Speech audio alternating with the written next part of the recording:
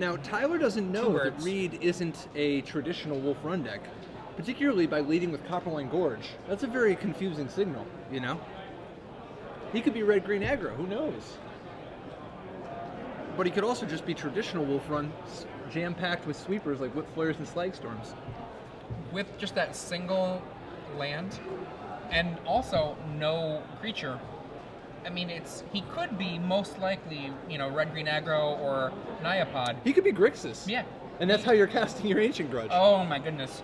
Now, Reid has communicated what he is. He's a mana-screwed ramp player. Ah, he could be Grixis too.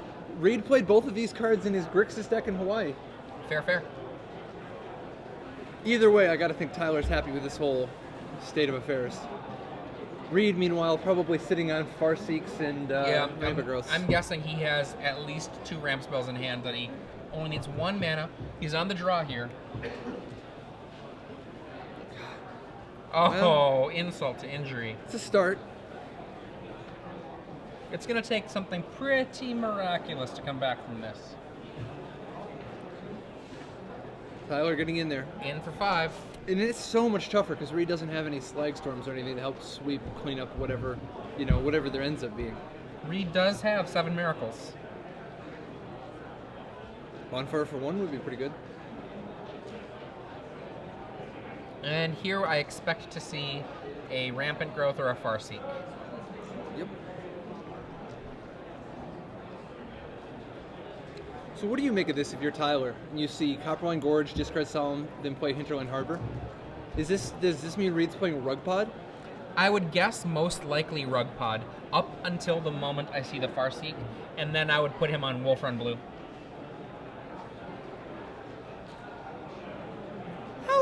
That is a pretty island.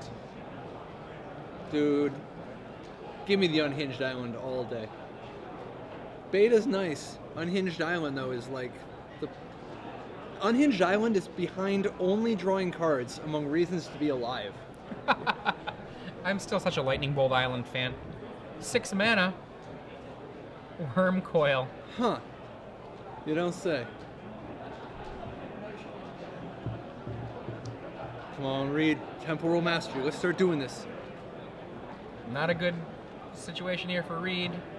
Image. I've seen worse. There we go. All right. Go ahead. All right. Copying your Worm Coil. That'll play. That will play.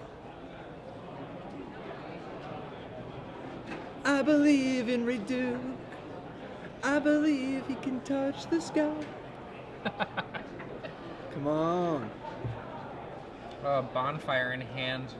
Huh. And we were talking before 7 about mana. the scalable nature of Bonfire. So when the Worm Coil attacks here, well, if the Thragtusk attacks, just block the Thragtusk. But I don't think it'll come to that. Most likely, just Worm Coils crash into each other, and then Tyler. He's got Zealous Conscripts in hand. Is he really? Yeah. What a 6 slow roll. Oh. Well, I mean, it kills the image, right? But boom. Is that even good? I don't think that was. I don't think that was. So don't you just crash with your Worm Coil, let him trade, and then Bonfire for 3? Yeah, because like now he has 2 blockers. And just the Thragtusk can come in. One has Death Touch. If he comes in with both of them, Reid is actually in a position to recover. Everybody crashes. Okay, well I'm blocking. So this Death and Touch this. blocks the Worm. Yep. And Lifelink blocks the. One of the 2 others. I don't know which one. It depends on the texture of Reid's hand. You could go either way. You either block the Conscript or the Thragtusk, depending on if you want Tyler to have the guy now because you're eventually going to have to kill them all and you're just preventing damage, or if you want to hit the Conscript so that you're preventing a small more damage next turn. And Reid Duke there just looked. Most likely you block the Thragtusk. Because if you block the Thragtusk, at least, I mean, unless you just want that 1 extra damage next turn, I mean.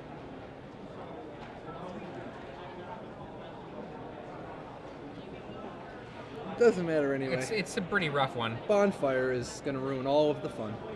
I think he might might have an image. No, he in has his to hand. not block the Thragtusk so that he can copy the image. He leaves the he leaves the worm coil around so that he can potentially copy it. All right.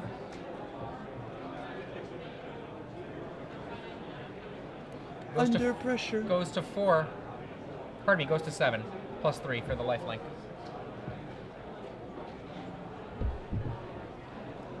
Visionary? Vision is Visionary. scary.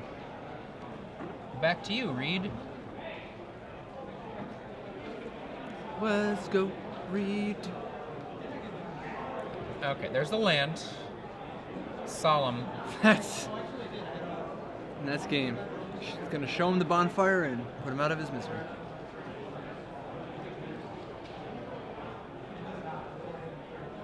There you go. To the next. On to the next one.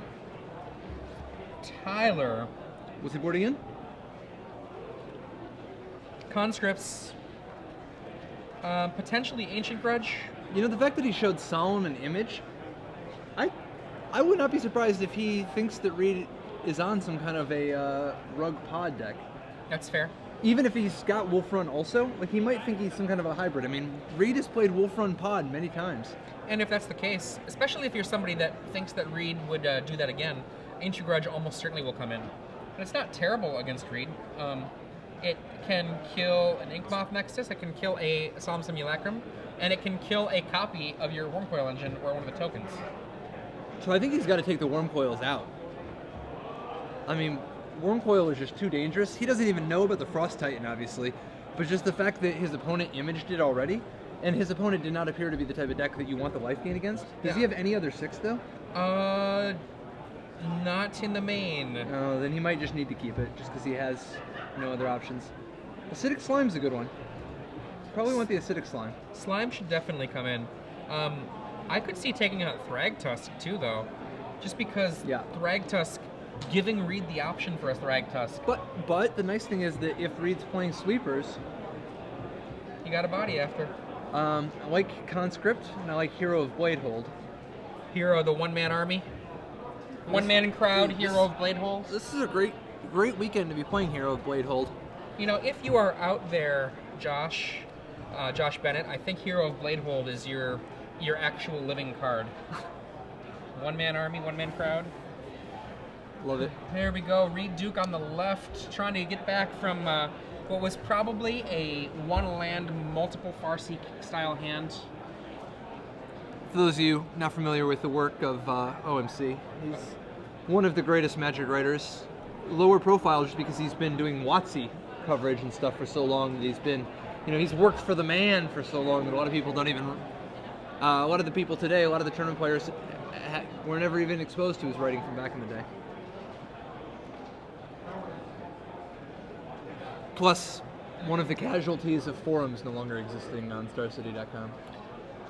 The ghost of OMC was one of the greatest posters. A moment of silence. Fortunately, 87% of the forums were awful, and we've moved away from that. Well, it's funny because I actually really do miss a lot of the old articles. Had a lot of great content in the forums. It's still out there if you want to go search for them, but you have to actually do that work. And it makes me really sad too, because there were a lot of good discussions. Like, we give a hard time to the forums, but the truth is, there were a lot of really good discussions there. Plus, a lot of writers got a lot better as a result of the feedback, because when people can be anonymous, the amount of honest feedback that they can provide is very different from a situation where, for instance, somebody knows your Facebook profile. And trolls are still gonna troll. I mean, people say a bunch of nonsense on the internet all the time anyway. Wait a second. People say nonsense on the internet? Dude, seriously. People, sometimes they'll just be mean. Other times they'll lie. And I know you don't think that they just go and do that on the internet, but they actually, they can do that. I'm looking at the internet right now, and I don't think anyone is lying. Wait, you're on the internet right now. Wait, I am? 1 plus 2 is I don't think 3. so. Okay, we need Nathan Holt here to figure this out. Dude, for us. I'm really enjoying Reid Duke's new haircut.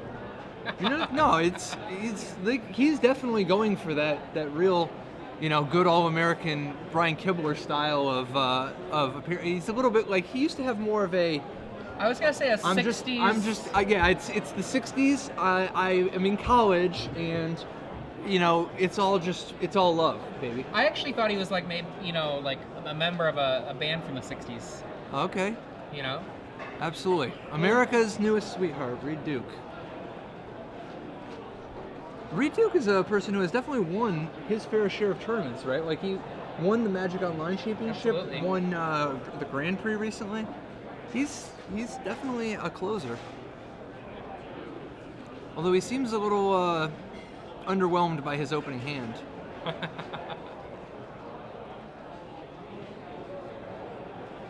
Reid Duke representing SCG Black here at the SCG Open New York. It's going to be exciting. SCG Black in Seattle. Going to have a few twists and turns. It's going to be fun. Now, amongst the many players here, I see that the Da Vinci Code writer Dan Brown is here. I think it's the same Dan Brown who usually plays in tournaments and not the Dan Brown who wrote the famous books. Oh, okay, my bad. Could go either way, though. I guess we can't be sure till we have him under camera. That's true, that's true. It's like the Dave Price that plays now. Or one of the Mike Longs that plays. That is a great mountain. Wow. Reid Duke, rampant growth for the greatest mountain I've seen since I hung out with Patrick Sullivan. I don't think I've seen Sullivan since Los Angeles last year. Blade Splicer joining Tyler's team. Turn 2 Blade Splicer off of a Bird of Paradise. Reid just kind of hanging out. Other players of note here, Joshua Cho, Kenny Castor, Jerry Thompson, Brad Nelson. Matt Costa. Matt Costa, yeah. Carl Dillahay. Bill Bowden. Yeah. Actually, I'm not sure if he's playing. I think he was playing in another event, but he'll be. He's playing in side events. Gerard Fabiano. I didn't know he was here. Yeah, absolutely. Gerard was kicking it last night.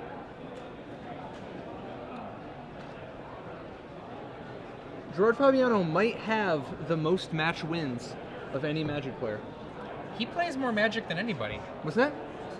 Oh yeah, he 100% has the most losses. I think he has the most wins though. I don't know for certain on that one.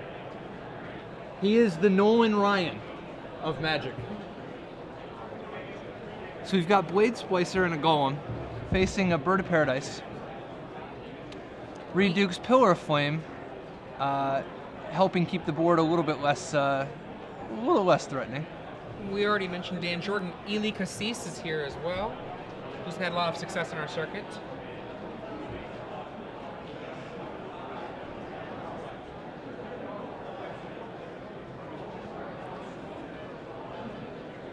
I want to see Reid Duke start dropping some bombs. Drop some 6-drops.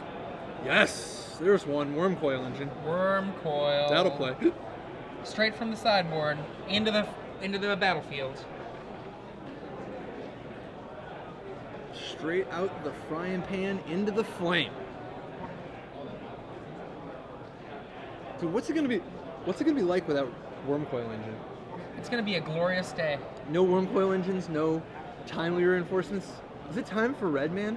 It's already time for red, baby. It's already time certainly for red. Not already time for red. That much is certain. That is a known thing. He's got to build it right. Thrag Tusk is the most popular card in the format besides Restoration Angel. I know. It is definitely not time for red. Get 2 months, man. You got to wait 2 months. You just got to believe. 2 months. You just got to believe. Just believe in the heart of the cards, huh? Yeah. You get a little Stone Right out there. Yes. A little Chandra's Phoenix. Yes. To the Stone air. Right. Keep coming. I'm gonna pair with my Thundermaw. Yeah, that sounds like a deck. Shivan Dragon style. That sounds like you could kill him in 2 swings. Dude, it'd only take me 1. You know how much damage they've already taken? That's a good point. All right, so Reid Duke. I'd just like to point out, Reid Duke has played Worm Coil Engine, Huntmaster of the Fells, Glimmer Post. He has Thrag Tusk in his deck. There is a lot of life gain being played these days. You'd have to believe pretty hard Looks like former Ambassador Joe Wilson is here. Isn't he a Beach Boy? Oh. So we have Gavoni Township on the Nyapod side. How big of a factor do you think all these action lands are? Because it's so, if you look, the impact is so strongly felt from the colors and combinations that, like for instance, not a lot of people playing black-red. Do you really want to Stensia Bloodhall?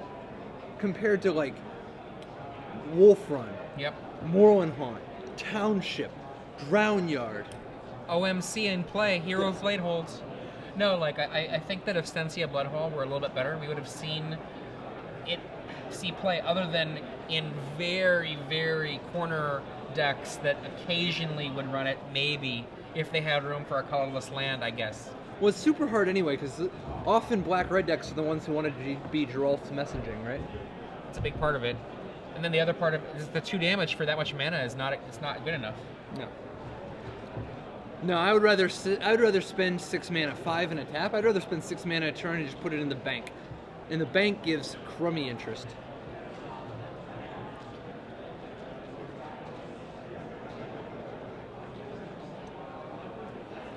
Tyler, looking at that big, huge werewolf. Huntmaster versus Hero Bladehold is an interesting little chess match, right? Like, because both have the power to take over the game on their own. Who's going to win? Oh, is it going to be Zealous Conscripts? All right. That's a pretty good one. Reid might be dead. I'll take that. I wouldn't bother to do the math. I say we wait another 20 seconds and they'll figure it out for us. Attack, attack, attack, attack. And these guys too. And then let's pump them all up. That looks like he can live through it. He's gonna have to chump with his dudes, but he can live through it. 5, 9, 11, 13, 16, 20 damage.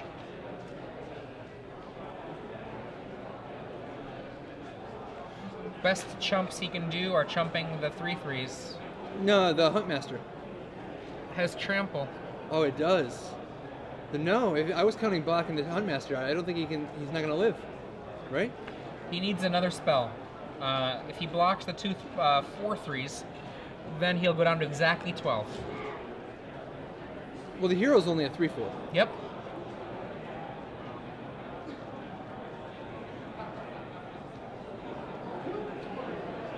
Pump the other guy.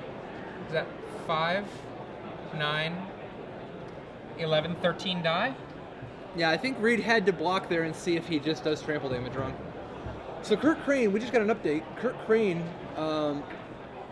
the elf player we were watching earlier, Yeah. defeats his opponent after attacking for 134 damage.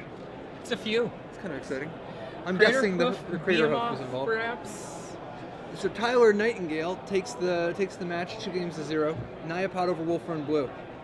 But let's talk about that green white elf deck we saw earlier. Yeah. We have a sideboard recorded that we'll be showing later today with him. So as you guys requested, so we will deliver.